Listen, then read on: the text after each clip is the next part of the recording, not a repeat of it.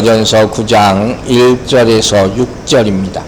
내가 자유인이 아니냐, 사도가 아니냐, 예수 우리 주를 보지 못하였느냐, 주 안에서 행한 나의 일이 너희가 아니냐, 다른 사람들에게는 내가 사도가 아닐지라도 너희에게는 사도이니 나의 사도됨을 주 안에서 인친 것이 너희라.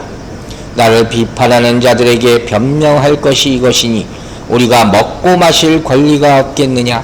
우리가 다른 사도들과 주의 형제들과 게바와 같이 믿음의 자매가 된 아내를 데리고 다닐 권리가 없겠느냐? 어찌 나와 바나바만 일하지 아니할 권리가 없겠느냐? 아멘. 오늘부터 고린도전서 9장 말씀을 보기 시작합니다. 이제까지 우리가 8장을 통해서 우상에게 바친 제물에 대한 말씀을 들었잖아요. 그럼 이제 우상에 대한 이야기는 이것으로 끝이나 그렇지는 않아요. 10장을 보면 이 말씀이 또 계속 이어집니다. 그만큼 우상이 중요해요. 그런데 그 사이에 바울 사도는 사도의 권위에 대한 말씀, 이 9장의 타이틀이 그거거든요. 이 사도의 권위에 대한 이야기를 하고 있단 말이에요. 왜 그랬을까요? 계속 그냥 우상에 대한 얘기를 하면 될 텐데. 자, 여러분 기억하시겠죠? 8장에서 가장 중요한 단어가 뭐라 그랬습니까? 지식이 아니라 사랑이다. 이걸 잊지 마세요. 사랑이 자유를 만드는 거예요. 매이지 말고 자유함을 얻어야 되는데, 그러기 위해서는 지식보다, 많이 아는 것보다 중요한 것이 사랑이라는 거예요. 9장도 마찬가지예요. 사랑과 자유가 우선해야 한다 하는 그 개념을 가지고 사도권 이것만 자꾸 생각하지 말고, 그럴 때 8장, 9장, 10장이 이렇게 연결될 수가 있다 하는 것이죠. 오늘 말씀을 제가 옛날에 이거 많이 봤는데 읽을 때마다 어떤 생각이 드느냐, 이거 바울이 사실 변명하는 내용이 앞으로 지금 오늘 본문에 나오거든요. 다음 주도 계속 볼 텐데, 복음 전하는 사람, 목회자의 처신이라는 게 참 쉬운 게 아니구나, 이걸 느끼게 돼요. 예를 들어서 이런 거예요. 목회자든지 어떤 개인이든 간에 그 사람이 아주 가난하고 초라하게 살면 어떤 사람은 참 겸손하다, 또 검소하다, 이렇게 말을 해요. 그런데 또 이렇게 말하는 사람도 있어요. 저 사람 참 무능하다, 왜 저렇게밖에 못 사나. 사람마다 보는 시각이 다 틀리잖아요. 또 어떤 사람은 큰 교회 담임하느냐, 작은 교회 담임하느냐에 따라서 그릇이 정해지는 거고, 그 사람은 기도를 많이 했나 보다, 저 사람은 기도를 안 하나 보다, 이렇게 함부로 말하는 사람도 있어요. 자, 또 이런 생각도 해봤어요. 제가 이게 전도서 때부터 했던 생각이에요. 목회자는 얼마나 겸손해야 되는가, 또 목회자는 어느 정도 사례를 받는 것이 맞는 것인가, 이런 생각도 하게 되는 거예요. 제가 옛날에도 그런 생각을 많이 했거든요. 목회자는 성도들보다 최소한 더 잘 살면 안 된다, 그런 생각을 많이 했었어요. 그러니까 목회를 하면서도 많은 분들이 도와주죠. 그러면서도 이거는 아닌 것 같다 싶은 거는 안 받을 수밖에 없는 거예요. 감사함으로 받은 게 있냐면, 그렇지 못한 것은 끝까지 다 사양한다는 거죠. 이제 기본적인 생각은 항상 이런 거였어요. 목사들이 제일 많이 하는 말 가운데가 뭐냐면, 입버릇처럼 뭐겠어요? 하나님이 다 공급해 주십니다. 그잖아요. 하나님이 다 해 주십니다. 하나님이 우리 인생 책임져 주십니다. 이런 얘기를 제일 많이 해요. 아마 그럴 거예요. 근데 그러면서 자기 권리를 먼저 주장한다는 건 이건 정말 모순이에요. 자기가 부족하고 희생해야 되지, 당연한 것이라는 거예요.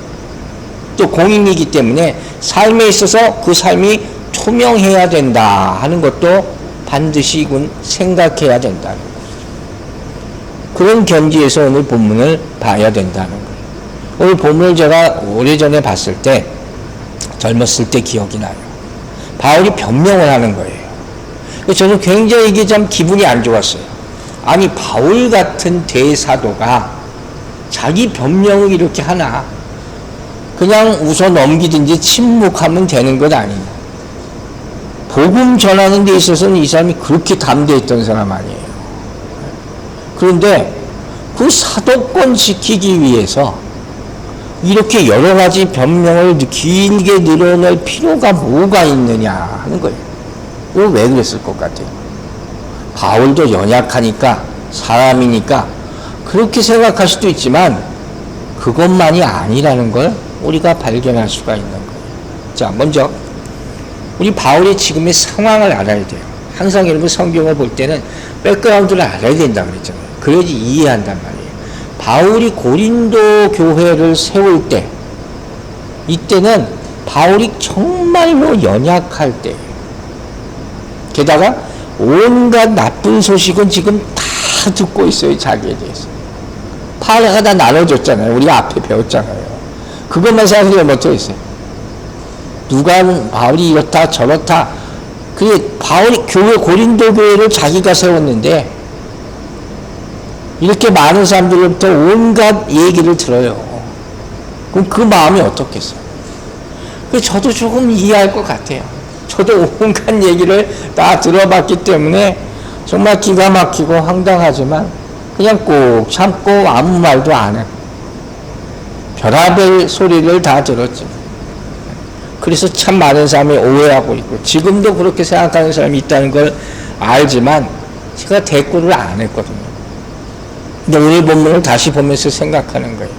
바울은 과연 왜 바울 같은 사람이 이런 변명을 했을까?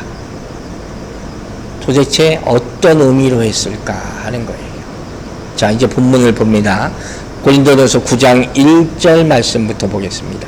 내가 자유인이 아니냐, 사도가 아니냐, 예수 우리 주를 보지 못하였느냐, 주 안에서 행한 나의 일이 너희가 아니냐. 여러분, 아까 제가 뭐라고 했어요? 바울 사도가 고린도 교회를 세울 때 이 사람이 굉장히 연약한 상태였어요.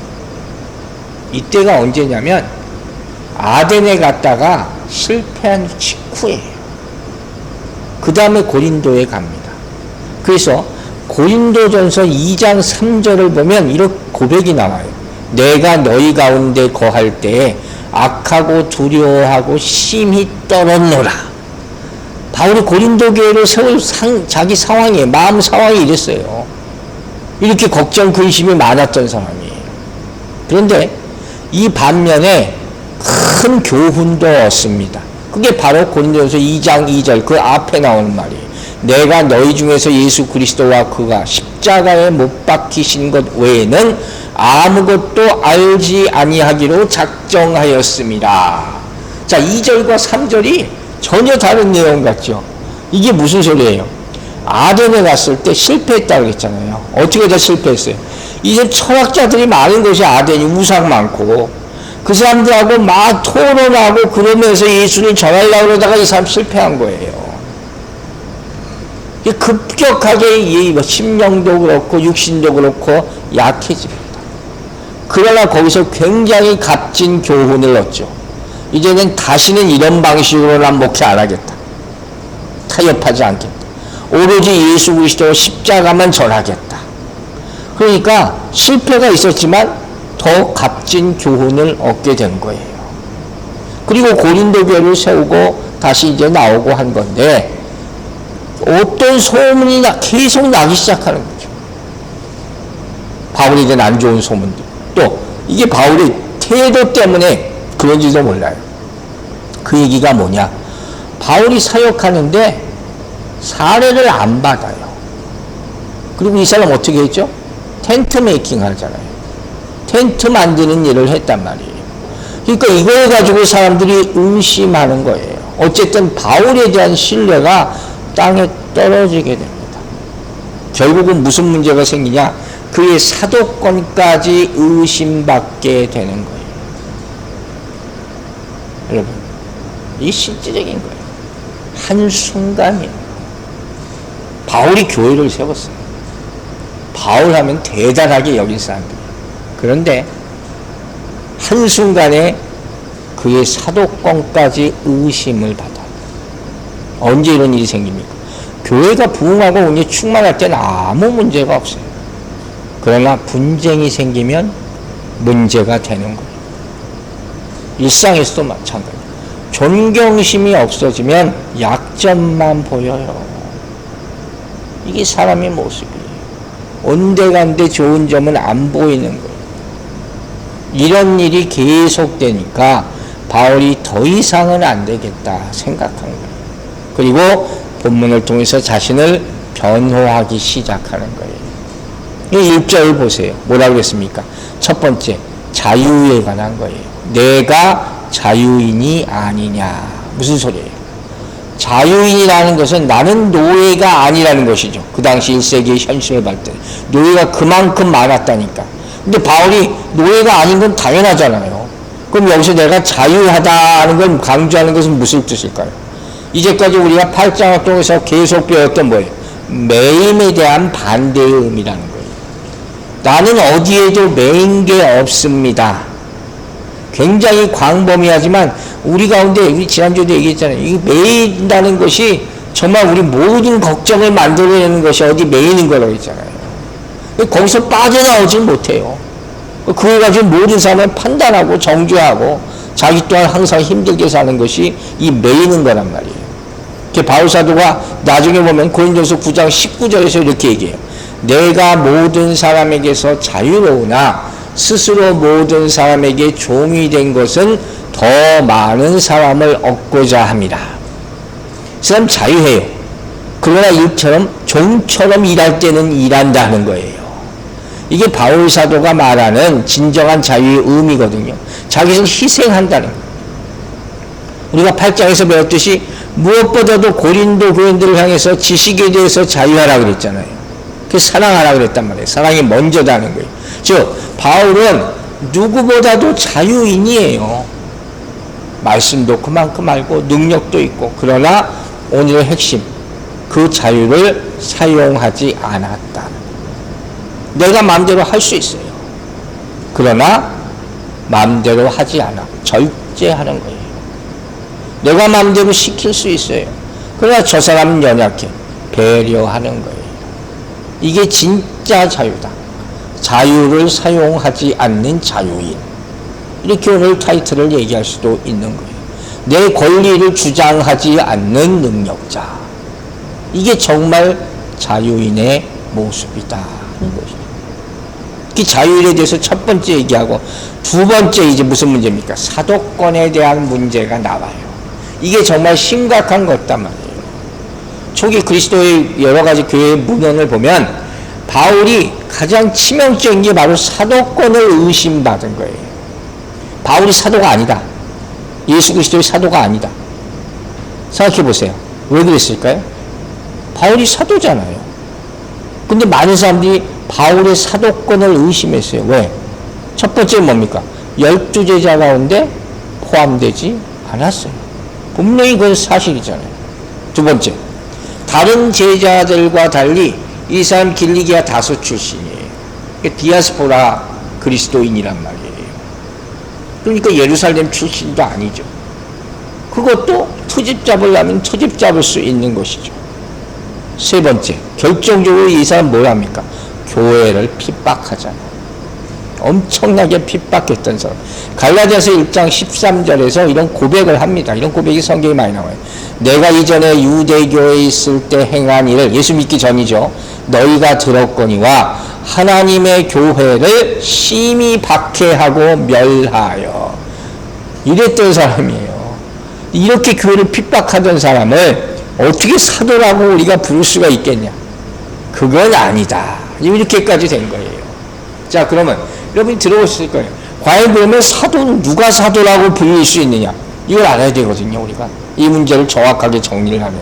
자, 성경에 사도행전 1장을 보세요. 21절, 22절. 사도행전 1장 21, 22절. 이러함으로 요한의 세례로부터 우리 가운데서 올려져 가신 날까지 주 예수께서 우리 가운데 출입하실 때, 주님과 항상 함께 했다는 거죠. 항상 우리와 함께 다니던 사람 중에 하나를 세워 우리와 더불어 예수께서 부활하심을 증언할 사람이 되게 하여라 하리라 하거늘.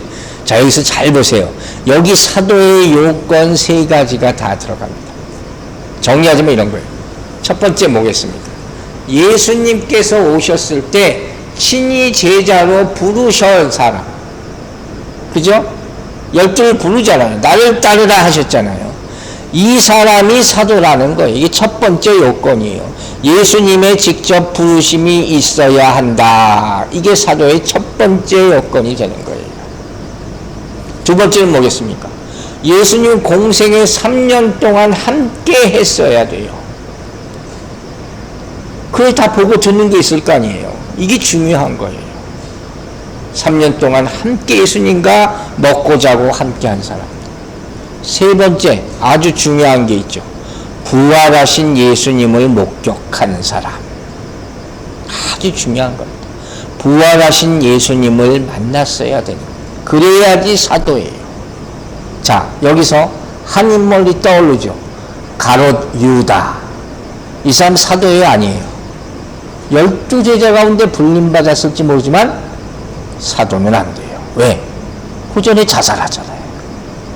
그러니까 가룟 유다를 사도라고 얘기 못한다는 거예요. 예수님이 부르시고 예수님과 함께 사역하고 부활하신 주님을 만나고 이 세 가지가 사도의 여건이란 말이에요. 거기에 하나를 플러스합니다. 하나님께서 특별히 지명하셨다는 증거가 있어야 돼요. 하나님이 지명하신 증거.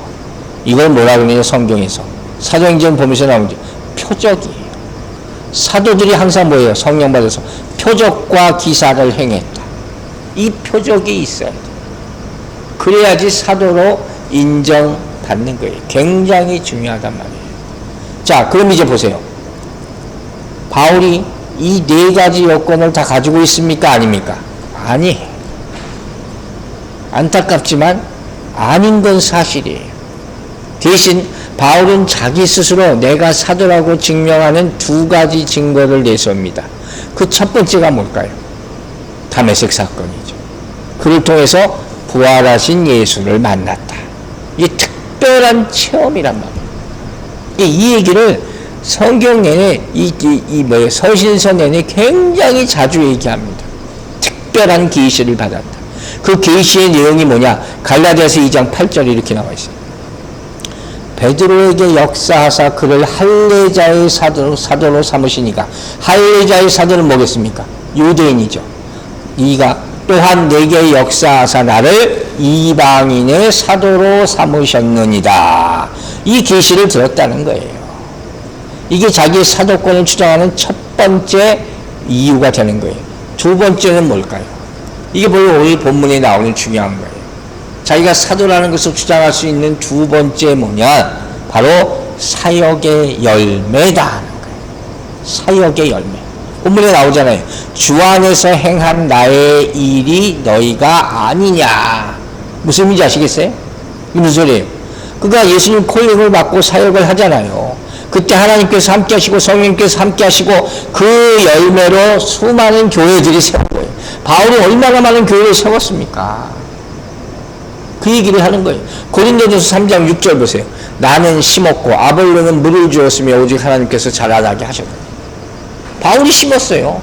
바울이 고린도 교회를 세운 건 사실이란 말이에요.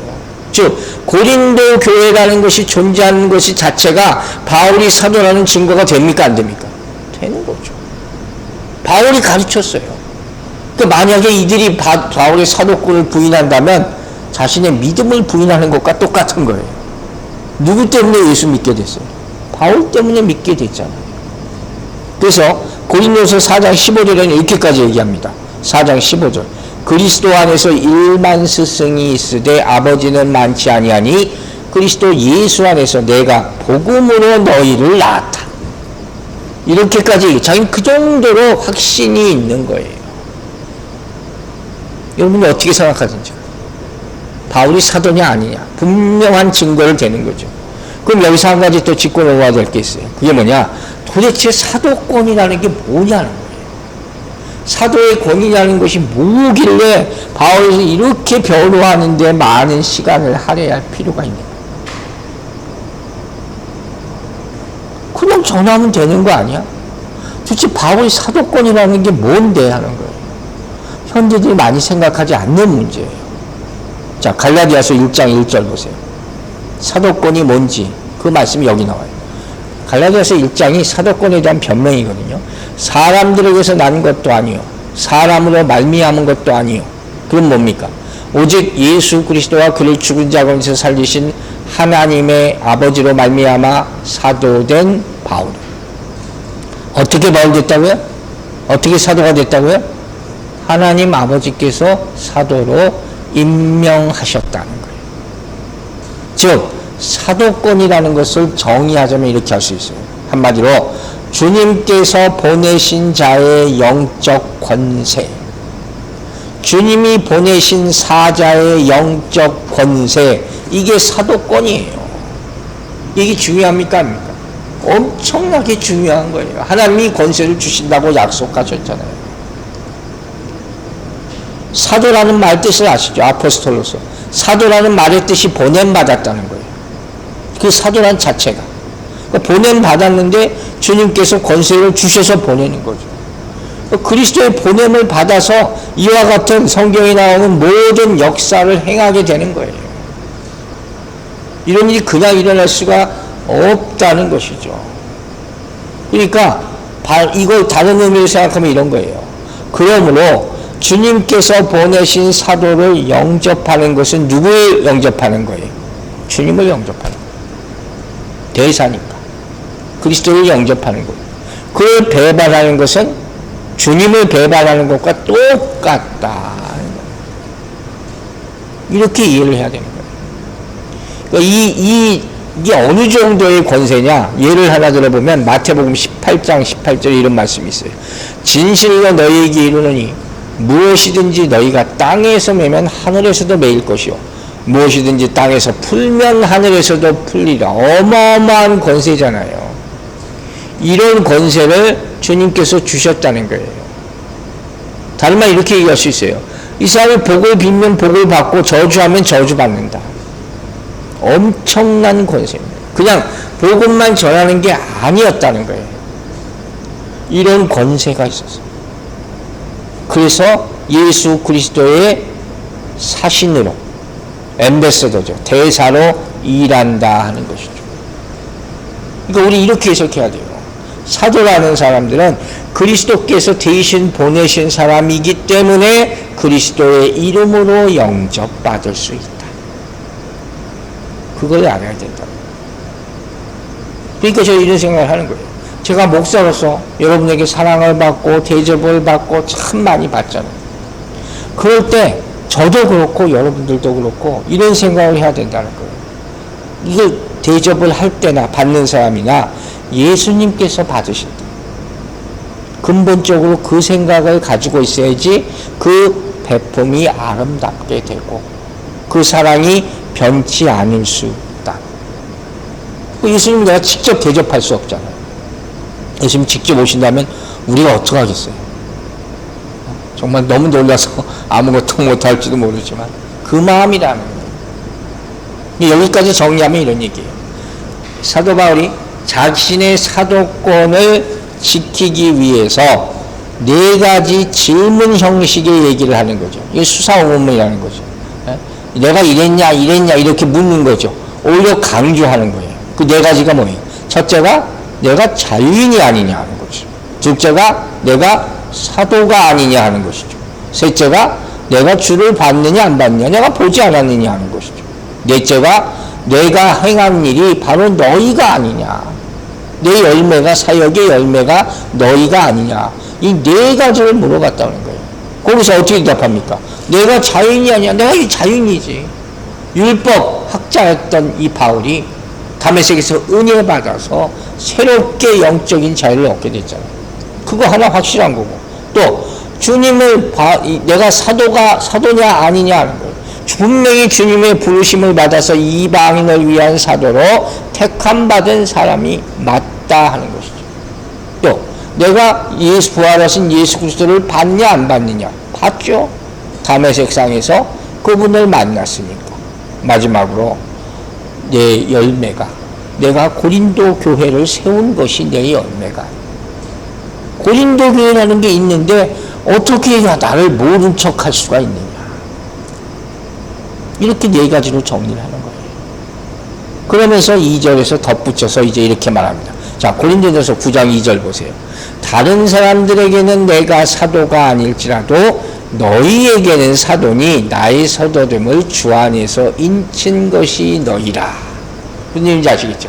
그러니까 1절에서는 사도라는 것이 뭐냐, 객관적인 요소의 사유를 설명.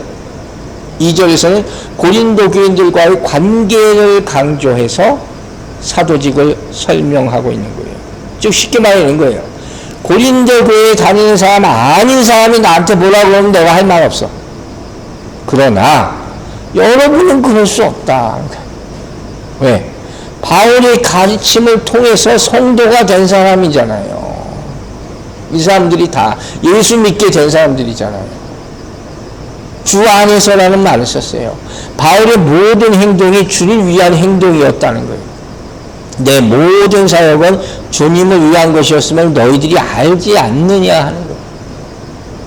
무엇보다도 고린도 교인들이 예수 믿게 되고 변화되고 또 그들의 삶이 변화되고 이것이 무엇 때문입니까? 바울 사도의 가르침 때문이야. 자, 여기서 우리는 중요한 교훈을 하나 얻게 됩니다. 그게 뭐냐? 바로 이 사도권, 이 권위의 진정성이라는 것이 어디로부터 나오냐는 거예요. 저는 이걸 생각합니다. 이 권위가 진짜냐 가짜냐가 어디서부터 나오느냐, 그걸 생각하니까 이렇게 생각할 수 있거든요. 말씀을 전하는 자의 능력에 따른 것이다. 그게 아니라는 것을 알게 됩니다. 그럼 권위의 진정성은 어디서 나옵니까? 말씀을 들은 사람의 삶의 변화된 모습에서 나옵니다. 그 열매를 보고. 그래서 그 권위가 진짜구나, 그걸 아는 거예요. 그러니까 바울의 속이 얼마나 지금 타겠어요. 고린도 교회가 세워졌는데 어떻게 나를 모른다고 할 수가 있느냐. 이걸 부인하면 관계는 끝나는 거예요. 그렇죠? 성도가 목사를 목사로 인정 안 한다면 그 관계는 끝나는 거예요.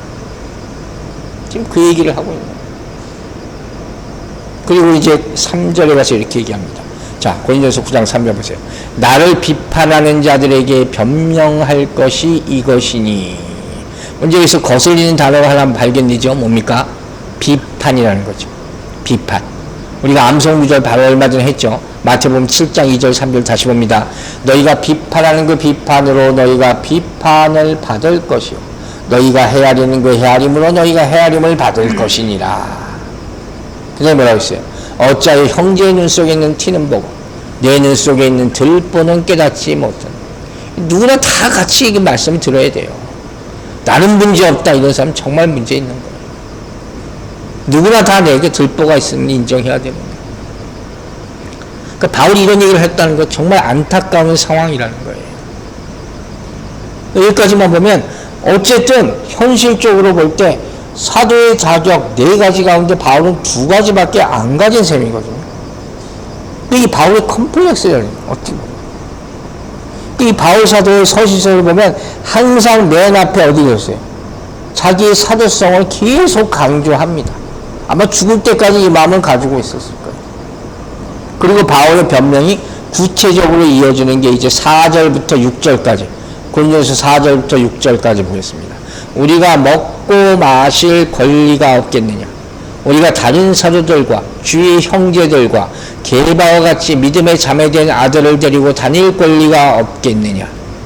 어찌 나와 바나바만 일하지 않을 권리가 없겠느냐? 자, 권리라는 단어가 계속 나오죠. 3가지 조건을 주는 거예요. 바울이 또 수사어문을 써서 없겠느냐, 없겠느냐, 없겠느냐, 이건 뭐예요? 있다는 거죠. 그걸 강조하게 한 거죠. 먼저 첫 번째 뭡니까? 우리가 먹고 마실 권리가 없겠느냐, 4절에서 물으는 거예요. 우리는 왜? 바울과 바나바를 얘기하는 거거든요. 함께 사역을 했으니까. 왜 지금 이런 질문을 했을까요? 우리가 아는 내용이에요. 백그라운드가. 바울이 서두에서 얘기했잖아요. 사역자로서 비판받는, 사도권까지 의심받는 이유 중 하나가 뭐였냐? 이 사람 사령을 안 받고 이래서. 현대인들이 이걸 이해를 못 하더라고요. 사례 안 받아먹어서 칭찬받는다고 막 훌륭한 목사라고 얘기하는 사람들 많은데, 사례를 안 받았다 하니까 어떻게 하냐면 이 사람의 권위를 의심하는 거예요. 즉 이런 얘기예요. 바울이 교회 서포트를 안 받고 선교 활동을 하잖아요. 그러니까 이 사람 교회에서 인정받지 못한 사람 아니야? 왜 자기 혼자 사역을 해? 이렇게 생각하는 거예요. 우리가 알다시피 바울은 여기 자비랑 선교사라고 했잖아요. 분명히 바울은 선교사예요. 텐트 메이커, 텐트를 만들어서 일한 사람이에요. 그 내용이 성경에 분명히 나오죠. 자, 사도행전 8장 3절 보세요. 생업이 같음으로 함께 살며 일을 하니 그 생업은 천막을 만드는 것이다. 생업이 같다. 누구하고 같다냐면 브리스길라와 아굴라 있죠. 나중에 바울을 엄청 도와주는 부부입니다. 이 브리스길라와 아굴라 부부도 텐트 메이커였어요. 천막 만드는 일을 했어요. 바울도 그 지부를 가지고 있었다는 거예요. 근데 분명히 알아야 될 것은 뭐냐? 바울이 이렇게 텐트 메이커로서 자비량으로 선교를 하지만 도움도 받았어요. 성경을 잘 모르고 쉽게 얘기하면 안 된단 말이에요. 바울 사도가 수많은 전주, 3차례에 걸쳐 전도 여행을 하지 않습니까? 그 전도 여행의 이유 중에 하나가 연못동 걷는 거였어요. 헌금거들을 돌아다녔단 말이에요. 그 당시 교회들이 다 어려웠기 때문에 그걸로 도움을 주고 받는 거예요. 그러니까 어떤 분은 이렇게 설명할 수도 있을 거예요. 평생 동안 예수 안 믿다가 어느 순간에 예수를 믿게 된 사람이 있어요. 사업을 하는 사람인데 돈을 많이 모았어요. 그리고 은퇴를 하고 나서 내가 어떻게 살까 생각하다 보니까 내가 이제 이렇게 주님 덕분으로 예수 믿게 됐는데 내 버는 돈을 하나님을 위해서 사용하겠다. 남은 인생을 선교제에 가서 살아야 돼. 이런 분도 있거든요. 그러한 모습이라고도 우리가 말할 수가 있다 하는 거예요. 그러면 여러분 한번 생각해 보세요. 바울이 왜 안 받았을까요? 받을 수 있다는 거예요. 전적으로 안 받은 것도 아니지만 그 이유가 도대체 뭘까 한번 생각해 보세요. 저는 첫 번째로 이 생각, 고린도전서 우리가 7장, 8장, 9절을 보면서 그 흐름상으로 뭘 먼저 생각했냐면 당시 교회들이 다 어려웠다는 거예요. 다 어려웠어요. 그러므로 거기에 대한 분명한 배려였을 것이다. 이걸 우리는 생각해야 돼요. 자, 고린도전서 8장 9절, 8장에서 배운 말씀 가운데 하나만 인용할게요. 그런즉 너희의 자유가 믿음이 약한 자들에게 걸려 넘어지게 하는 것이 되지 않도록 조심하라. 이걸 오늘 말씀에 적용하면 뭐예요? 받을 수 있어요. 요구할 수 있어요. 그게 잘못된 게 절대로 아니란 말이에요, 사역자로서. 그러나 나는 안 받겠습니다 하는 거예요. 사정이 힘드니까. 그죠? 또 교회 안에도 분명히 선교하는 거 싫어하는 분들이 있어요. 어느 교회나 있어요. 우리도 살기 힘든데 무슨 선교까지 다 그럴 수 있단 말이에요. 그런 것까지 저는 바울이 생각했을 것이라고 보는 거예요.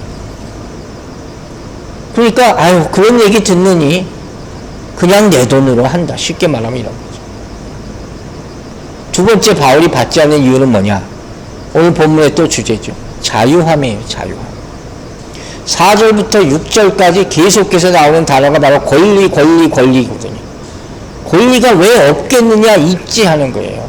없겠느냐 하는 것은 권리가 당연히 있다면 받아도 아무 문제가 없다. 그런데 바울이 얘기하는 건 뭡니까? 그 권리를 포기할 자유를 보여주는 거예요. 더 큰 자유죠. 내가 주장할 수 있어. 그러나 나는 그걸 포기하겠다.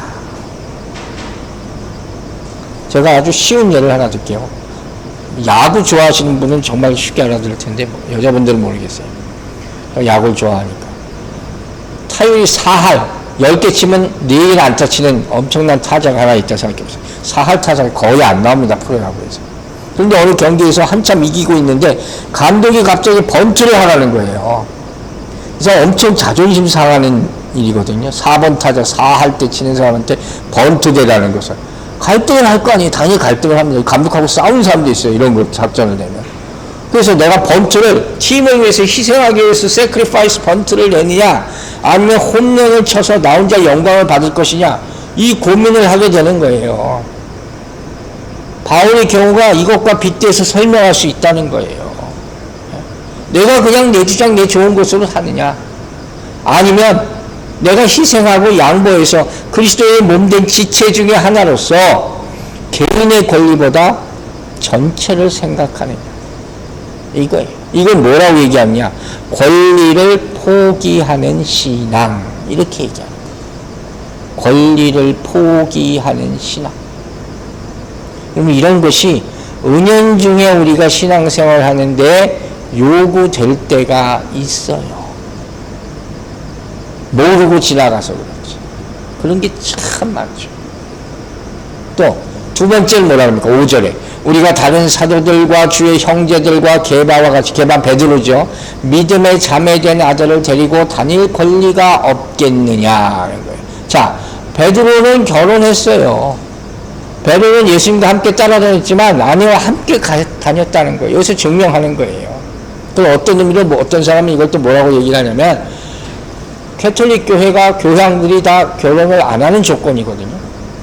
베드로가 일대 교황이잖아요. 이것 자체가 모순이다, 이걸 가지고 뭐라고 하는 사람인데, 뭐 그게 중요한 게 아니라 어쨌든 결혼할 수도 있다는 거예요. 그러나 바울은 안 했다. 왜? 우리가 7장에서 배웠잖아요. 독신의 은사.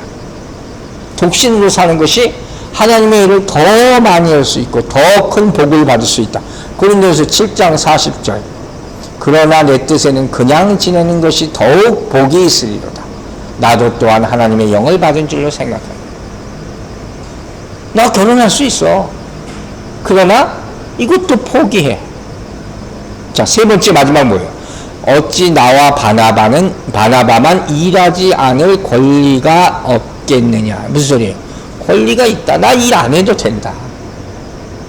내가 돈 스스로 안 벌고 교회에서 서포트 받아서 사역해도 되는 거야. 그게 원래 맞는 거예요. 그게 성경적인 거예요.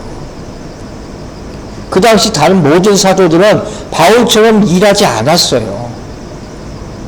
그러니까 바울도 그렇게 얘기하는 거예요. 하지만 뭐예요? 나는 이 권리를 포기하겠다. 이걸 다른 사람에 위해서 양보하겠다. 이 자유에 쉽지 않은 선택이겠죠. 그러나 바울은 큰 자유함을 누리고 있기 때문에 여기에서 여유가 있는 거예요. 누가 뭐라든 나는 상관이 없다. 오늘 말씀 정리하자면 이런 거예요. 현실에 빗대서 말하면 교회 안에서 우리가 다 직분이라는 걸 받잖아요.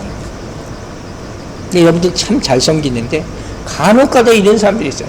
직분을 받으면 권리부터 주잖아. 뭐가 먼저예요? 책임이 먼저죠. 항상 그걸 잊지 말아야 돼요. 책임을 생각해야 되는데 권리를 주장하면 반드시 사단이 나게 돼 있어요. 섭섭하게 돼 있고 싸움 나게 돼 있고 이렇게 문제가 생긴단 말이에요. 이때 우리는 항상 뭘 생각해야 됩니까? 예수 그리스도예요.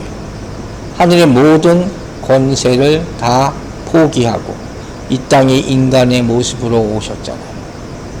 그걸 생각하면 어떻게 내가 내 주장만 하면 살 수 있겠냐? 그건 잘못된 것이다.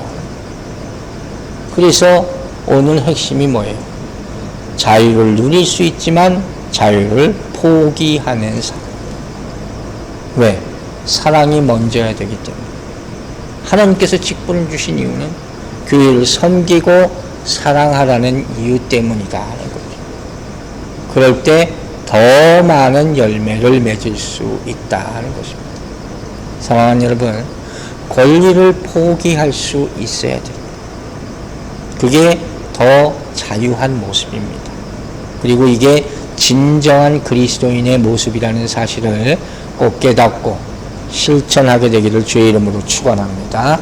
기도하겠습니다. 아버지 하나님, 바울 사도가 자신의 사도권을 변명하면서 우리는 큰 자유에 대한 말씀을 듣게 하신 것을 감사드립니다.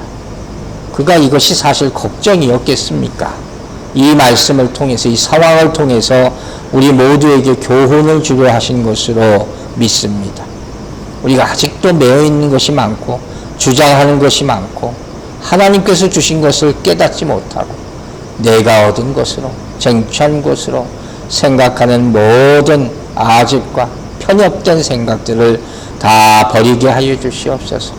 오로지 은혜와 감사함으로 온전한 자유를 누리고 양보하고 포기하면서 더 큰 하나님의 사랑을 체험하고 나눌 수 있는 참 그리스도인으로 살아가게 도와주시옵소서. 감사드리며 예수님의 이름으로 기도해